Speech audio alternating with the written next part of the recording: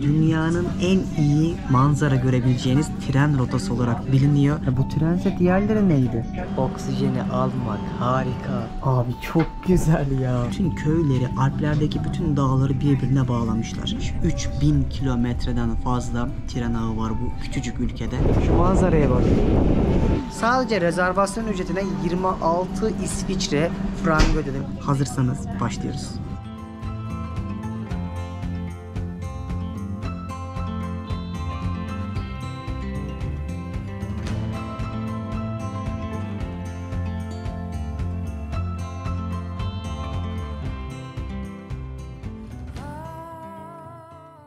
Hanımlar beyler, ben Deniz Pehlivan. Şu anda sizlere dünyaca ünlü Bernina Ekspresi'nin yolculuğunu yapmak için videoyu başlattım. O kadar heyecanlı bir gezi ki benim için, bir çocukluk hayalim gerçekleşmek üzere. Çünkü bu arkamda gördüğünüz UNESCO koruması altında bir rotada gidiyor. İsviçre'nin en önemli Alp eteklerinde böyle üzeri full camla kaplı bir trenle yolculuk yapıyorsunuz. İsviçre'de çok güzel trenler var. Bunu bu kadar özel kılan hem rotası hem de şu gördüğünüz üzere camla kaplı olduğu için muhteşem manzaralar sunması. Bu trene normalde aylar öncesine yer bulamıyorsunuz. O yüzden ben birkaç farklı şey deneyerek bu sorunu çözdüm, son dakikaya kalmasına rağmen. O yüzden eğer bir gün olur da Bernina Express deneyimi yaşamak isterseniz, açıklamada sizlere anlattığım her bir detayı satır satır okuyun. Orada çok güzel hayat kurtaran önerilerimi göreceksiniz. Çok heyecanlı bir yolculuk. Yaklaşık 4 saat sürecek. İsviçre'den İtalya'ya geldim. İtalya'dan İsviçre'ye geri döneceğim. Çünkü gelişte yer yoktu, dönüşte yer vardı. O yüzden bu şekilde bir sistem bulup en azından bu deneyimi yaşamak için bana fırsat verdiler. İnsanlar bu çocuk ne yapıyor deyip bana böyle garip garip bakıyorlar ama video çektiğime ve ne güzel bir kaynak hazırladığımın farkında değiller. Heyecanımız tam. Sizlere iyi seyirler, bana da iyi yolculuklar. İsviçre'nin şu bölgesi özellikle inanılmaz bir manzaralar sunan coğrafyaya hakim. Biz şu anda şuradayız, Tirano'dayız, İtalya'dayız. Buradan biraz sonra İsviçre'ye gidip şuradaki Alpleri göreceğiz. İnanılmaz buzullar, manzaralar göreceğiz. Bununla beraber gördüğünüz gibi bu ülkenin çok farklı yerlerinde harika rotalar yapabiliyorsunuz ama ben hakkımı bundan yana kullandım. Hadi bakalım trene geçelim. Benim biletim bu. Interrail bileti almıştık. İsviçre'de geçerli. Niye bunu size söylüyorum? Interrail bileti aldığınızda bütün bu trenlere binebiliyorsunuz. Ama buna bindiğinizde, yani böyle özel ekspreslere bindiğinizde hatlara, sizden rezervasyon yapmanızı istiyorlar. Bunu sadece rezervasyon ücretine 26 İsviçre frangı ödedim. Yani yaklaşık 30 euroya denk geliyor bu. Ama değer. Bakalım içerisi nasılmış. Dostlar, biraz sonra dünyanın en güzel tren yolculuklarından bir tanesini birlikte yapacağız. Ama bu zamana kadar 100'den fazla ülkeyi görmüş bir arkadaşınız olarak size şu seyahatlerimdeki bana en çok yardımcı olan, birçok ülkeye gittiğimde masraflardan kurtaran, şu ana kadar sınırsız internetin keyfini çıkarttığım ve bu videonun da sponsoru Holofly'dan bahsetmek istiyorum. Aylardır Avrupa'yı geziyorum. Size bu zamana kadar hem Instagram'da hem YouTube'da bir sürü video paylaştım ve bunu Holofly'in eSIM hizmeti sayesinde çok rahat bir şekilde hallettim. Nasıl mı? Sistem çok basit arkadaşlar. 160'dan fazla ülkede Holofly'in eSIM'ini alabiliyorsunuz. Artık yeni teknolojiyle beraber tek tek gidip de her ülkeye indiğinizde pasaportlu, sıraydı, paraydı uğraşmıyorsunuz. Daha o ülkeye gitmeden online olarak sadece bir QR kod üzerinden eSIM hizmetinizi alıyorsunuz ve tamamen telefonunuzdaki sim kart var ya, fiziki kullandığınız, onun dijital halini düşünün. Bunu da zaten hücresel kısmında çok rahat bir şekilde görüp aktive edebiliyorsun. Ve bu sistemin en güzel yanı, özellikle Avrupa'daki ülkelerde dahil olmakla beraber 50'den fazla ülkede sınırsız internet kullanabiliyorsunuz. Normalde yurt dışına çıktığımızda sim kart ücretleri çok fazla artmaya başladı ve çoğu sınırlı bir kapasitede oluyor. Ama Holofly'in en güzel yanı, benim mesela şu anda Avrupa turunda yaptığım gibi aldığım tek bir eSIM kart ile bütün Avrupa'da sınırsız internetin keyfini çıkarttım, biliyor musunuz? Mesela Avrupa'yı gezerken bazen çok kırsal yerlerde olsam bile Holofly'in sinyal gücü o kadar iyi ki Gittiğim her yerde internete sınırsız bir şekilde anında ulaşabiliyorum. Özellikle Avrupa'da 60 dakika konuşma imkanı da veriyor Holafly. Açıklama kısmına bir tane de link bırakacağım. Aynı zamanda Holafly'ın nasıl çalıştığını da anlatacağım. Oradan kesinlikle yurt dışına gitmeden önce bir bakın, aklınızda bulunsun. eSIM'i kullanmak için yapmanız gereken tek şey telefonunuzun eSIM'e uygun olup olmadığını hücresel kısmından kontrol etmek. Akabinde hangi ülkeye gidecekseniz paketinizi seçmek, gitmeden QR kod ya da mail üzerinden ya da manuel olarak eSIM'inizi telefonunuza yüklemek ve ülkeye indiğiniz anda yine hücresel kısmına gelip eSIM'inizi aktive etmek. Hepsi bu kadar. Ülkeye iner inmez internetiniz oluyor. Sınırlarda hiçbir şeyle uğraşmıyorsunuz. Zaten Holafly ile ilgili size açıklama kısmına her şeyi anlatacağım ve hatta bıraktığım linke tıkladığınızda %5'te indirimden yararlanabileceksiniz. Umarım siz de yurt dışına gittiğinizde 160'tan fazla ülkede Holafly'in eSIM'ini kullanabilirsiniz. Özellikle Avrupa'da dahil olmak üzere 50'den fazla ülkede sınırsız internetin keyfini çıkarırsınız. Detayları açıklamadan bakarsınız. Hadi gelin o dünyanın en iyi tren yolculuğunu birlikte yapalım. Abi çok güzel ya. İlk defa böyle bir şey görüyorum. Yani normalde trenlerde bu kadar cam olmaz ve neredeyse her yeri görüyorsunuz. Trenin Allah'tan en son vagonuna denk geldim. Çünkü en baş ve en son vagonda o özellikle kıvrımlı olan yerlerde çok güzel manzaralar oluyormuş. Treni de görebileceğiniz şekilde. O yüzden biraz şanslı oldum. Böyle oturdum. Önünüzde küçük bir şey de var. Masanız da var. İzleye izleye başlayacak bakalım. Bu tren yolculuğu niye önemli? 1800'lü yıllarda adamlar bu hatları kurmuşlar ve bildiğiniz bütün köyleri, Alplerdeki bütün dağları birbirine bağlamışlar. Ve aynı zamanda bu rota özellikle dünyanın en iyi manzara görebileceğiniz tren rotası olarak biliniyor ve UNESCO koruması altında.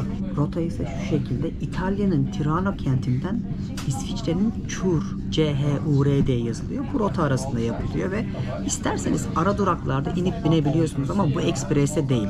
Benim bundan önceki videoda size anlattığım lokal yani yerel trenlerle bunu yapabiliyorsunuz. Bu ise sadece özel bir tren olarak geçiyor ve kışın sanırım bir tane seferi oluyor ama yazın turizmden dolayı birden fazla sefer yapıyorlar. Aslında bu trende yer bulmak dediğim gibi çok zor. 3 ay öncesinden internetteki çoğu bilet tükeniyor ama benim şansıma ben İsviçre'de yaklaşık bir haftadır gezdiğim için bunu garantiye almak için özellikle tren istasyonlarındaki turizm ofisine gittim ve dedim ki böyle bir durumum var, çekmek istiyorum, yaşamak istiyorum. Bir şekilde bana bilet buldular ama dediğim gibi gidişte değil dönüşte oldu bu. Yani yolculuğumu normalde İsviçre'den İtalya'ya kadar yapacakken şimdi bir önceki videoda size anlattım. İsviçre'den İtalya'ya lokal trenle geldim. Burada bir yemek yedim ve akabinde öğlen 2 treniyle de Berlin Ekspresi ile İtalya'dan İsviçre'ye dönüyorum. Ve yolculuğumuz 4 saat sürecek. 55 köprü göreceğiz. 196 tane tünelden geçeceğiz. Yaklaşık olarak 2200 metre yüksekliğe kadar çıkacağız ve bu yolculuk dünyanın en dik tren yolculuğu olarak biliniyor. Aslında İsviçre'de çok farklı böyle tren rotaları var. Turizm için de yapıyorlar. Normal ulaşım için de yapıyorlar. Mesela Glacier Express var. O Zermatt tarafından yapılıyor ama bir daha İsviçre'ye bahanem olsun diye onu yapmadım bu gezide. O yüzden bütün hakkımı şimdilik buna saklamıştım ve birazdan tren kalkıyor. Hazırsanız başlıyoruz. Ve Interrail biletiniz olsa bile elindeki gibi rezervasyon yaptırmazsanız bu trene binemiyorsunuz. Çünkü bütün koltuklar sadece bir kişiye ait oluyor. İndi bindi şeklinde bir sistemleri olmuyor. Ve arkamda gördüğünüz üzere yolculuk başladı. Tren harekete geçti. İtalya'dan çıktık. Köyün içerisinden bakın ne kadar yakından geçiyor. Şimdi İsviçre'ye doğru gidiyoruz. İşte UNESCO korumasındaki bu tren yolculuğu böyle Alplerden Chur kentine kadar gidecek. Hur diye okunuyor diye biliyorum. Rotayı da böyle anlatan size kitapçıklar vermişler. İçerisinde birçok şey yazıyor ve böyle dağlardan başladık bakalım. Hatırlarsınız bundan önceki videoda ki onu izlemeden sakın bu gezinin bir bütün olduğunu düşünmeyin. O da çok önemli bir parçası. Orada size bir şey anlatmıştım. İlk geldiğim hat lokal bir trendi. O hattayken Alplerin özellikle biraz daha doğusundan geldim böyle köyleri gezerek. Şimdi buzullar ve dağlar tarafından geçeceğiz. O yüzden gelmişken ikisini de görmek gerekiyor. Ama şu ana kadar tren çok sessiz, insanlar çok kibar. Yani böyle özel bir şeyde olduğunuzu anlıyorsunuz. Dağlardan şelaleler akıyor her yerden. Bak mesela bir tanesi şurada. Şurada görüyorsunuz bak. İnanılmaz güzel ya. Yani böyle camların büyük olması bu kadar fark ediyor muymuş ya? Yani bu trense diğerleri neydi?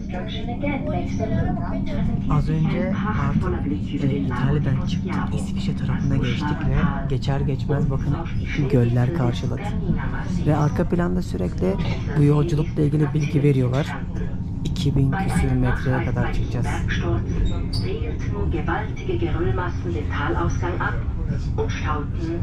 Şu anda 1000 metreye çıkmışız. Daha şimdiden.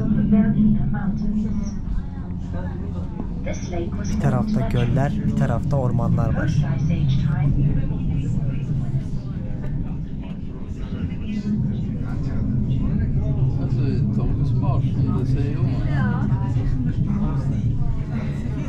Yine 700 metrelerden 1500'lere çıktık şu anda. Hem hava değişmeye başladı hem doğa değişmeye başladı ve trenin böyle bir rampanın yukarısına doğru çıktığını hissediyorsunuz. Yani resmen yokuş yukarısına çıkıyoruz şu anda. O yüzden diyorlardı hani dünyanın en dik tren yolculuğu diye. Mesela normalde trenler hep genelde düz gider ya. Burada böyle resmen yukarıya doğru çıkıyorsunuz. Biraz sonra Alplerdeyiz. Şu anda her bir dakikada 70 metre yukarıya çıkıyormuşuz. Öyle dediler. Trende böyle bir tane bar da var ama çok pahalı. Yani bunun yerine marketten alsanız 3-4 tane alabilirsiniz. Aklınızda bulunsun. Ve dağlar başladı.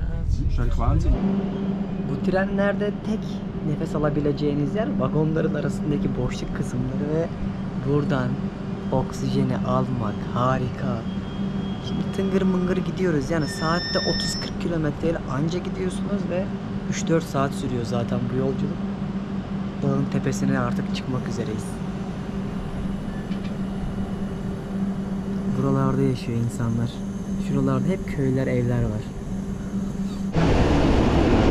Abi çok güzel ya. Özellikle bir de böyle kırmızı renkli ya. O kadar rengarenk hissediyorum ki şu an burada. İçimde var ya böyle bitmek bilmeyen bir mutluluk var ya. 2-3 gündür uykularım kaçıyor. Ama değer. Bakın mesela bu dağlarda hiç buzul yok. Çünkü şu an bunlar hala aşağıda. Biraz sonra daha da yukarıya çıktıkça buzulları göreceğiz. Ve nerelerde yaşıyorlar. Şu manzaraya bak.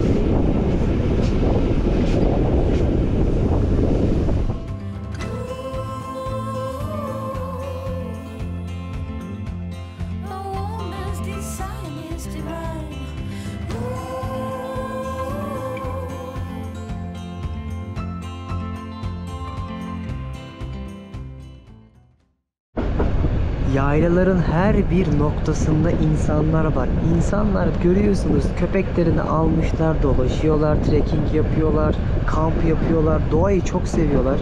Genci yaşlısı herkes yaylalarda. Harika bir coğrafyası var. Yani benim dünyada gördüğüm trenle gezip keyif almak için en iyi yer İsviçre. Ha bir de Norveç'i yapayım. Norveç'e gittim ama trenle çok iyi gezemedim. Bir de onu göreyim. Belki o zaman karar versem daha doğru olur. Şimdi Cavaglia diye bir istasyona geldik. Şuralara bakın ya. Size bir öneride de bulunayım. Hani bu yolculuğu yaparsanız yapmazsınız bilmiyorum ama yaparsanız gelmeden kesinlikle yiyecek içeceğinizi yanınızda alın. Bunu niye söyledim? Trende her şey çok pahalı, bir de çok yavaş ilerliyor. O yüzden gelmeden çantanıza koyup trende rahat rahat yiyip içebilirsiniz. Kimse de size karışmaz, aklınızda bulunsun. Ve şu anda böyle devasa ağaçların olduğu bir yere çıkıyoruz. Artık en yukarıya. İşte o manzara.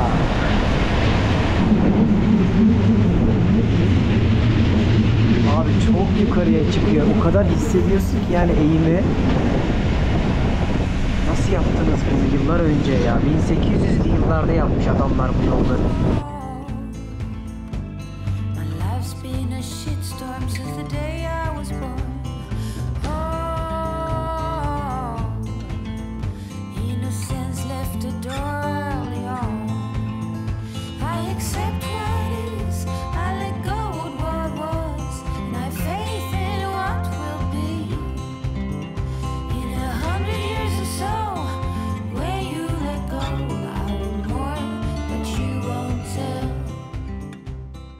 Yani ben Avrupa'nın birçok yerini trenle gezdim. 15 yıldır yollardayım ama doğa olarak beni bu kadar cezbeden başka bir yer aklıma gelmiyor. Yani inanılmaz güzel.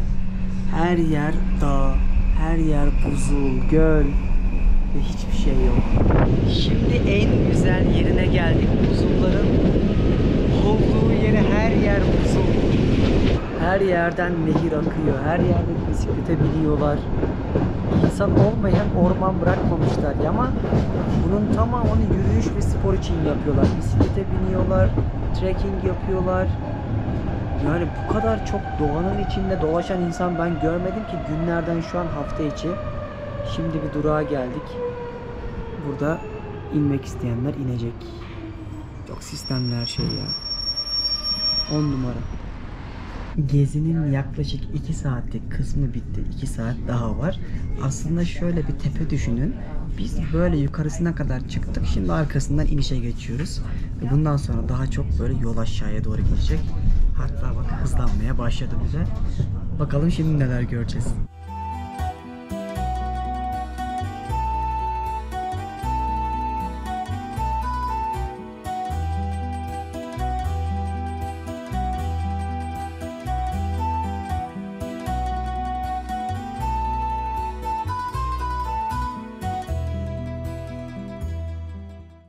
Herkes baktım şarap içiyor.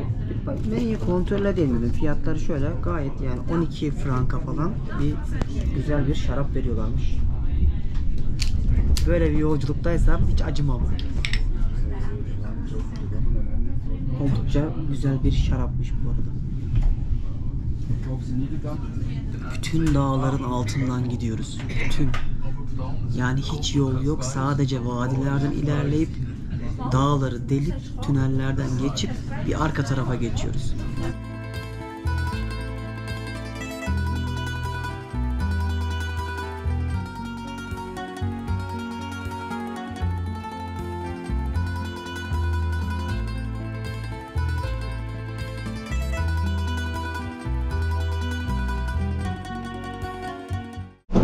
Abi şu renklere bakar mısınız? Bambaşka yerlerde yaşıyorlar yani ve neredeyse her yere yol yapmışlar. Teleferikler var, kayak noktaları var. Köylerin içerisinde aradığınız her şeyi bulabiliyorsunuz. Yani şehirde yaşamanıza gerek kalmıyor İsviçre'de. Ve şuraya bakar mısınız ya? Beni bu yolculukta en çok etkileyen doğası falan efsane ama bu yolları nasıl yaptınız? Bu tren hatlarını nasıl kurdunuz? Özellikle şu an bulunduğum yerde sadece 2 tane devasa bir dağ var ve biz dağın yamacından gidiyoruz. Yani vadiye dahi kuramazlardı muhtemelen ama gitmişler adamlar dağların yamaçlarına hatları kurmuşlar. O yüzden İsviçre'yi bence bu kadar özel kılan şey bu nadir ve bakir coğrafyasını hiç bozmadan inanılmaz bir ulaşım ağı kurup bunu turizme açıp hala doğayı koruyor olmaları. O yüzden insan buraları gezerken en çok inanın bana doğası kadar buradaki o inanılmaz tren hatlarından da etkileniyor. Dedikleri kadar varmış. 3000 kilometreden fazla tren ağı var bu küçücük ülkede. Yerin altında, şehirlerde, her yerde kurmuşlar. Ve bütün köyleri şehirlerle bağlamışlar. Şu ana kadar İsviçre'de ulaşım konusunda hiçbir sıkıntı çekmeden neredeyse istediğim her yere o kadar kolay gittim ki. Yani burası bence tren ve metro ağı konusunda dünyaya örnek olabilecek bir ülke diye düşünüyorum. Bilmiyorum siz de yorumlarınızı yaparsınız ama ben çok beğendim.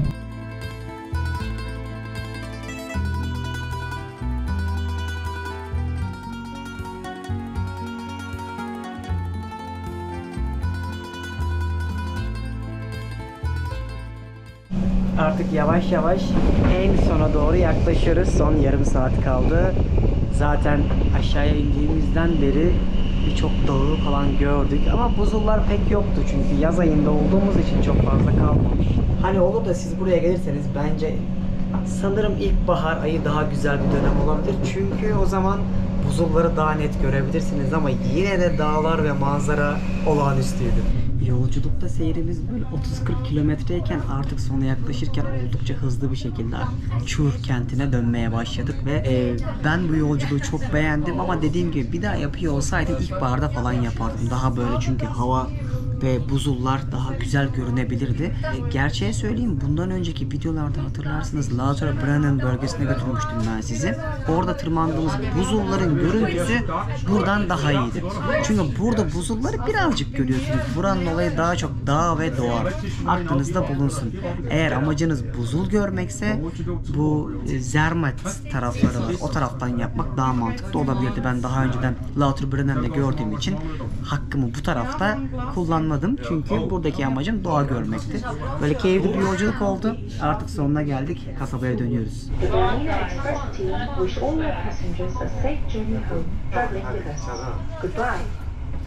Ve inmiş bulunmaktayım. İzlediğiniz için teşekkür ederim. Harika bir yolculuktu ve İsviçre gezimin artık bu son bölümüydü. Buradan ayrılıp başka ülkeye geçiyorum. Ve sonraki bölümlerde dünya turumun ikinci kısmı inşallah yine bu kanalda devam edecek. Yoruldum. Biraz dinlenmem lazım. Çok erken kalktım. Sabah saat 6.30'dan beri yoldayım. Yaklaşık 12 saattir. Bir oraya gittim, bir geri geldim. O yüzden biraz dinlenince kendime gelirim. Şimdiden kendinize çok iyi bakın. Sonraki bölümde görüşmek üzere. Açıklamada da bu geziyi yapacaksanız aradığınız her şeyi bulacaksınız. Haydi bakalım, İsviçre'den selamlar.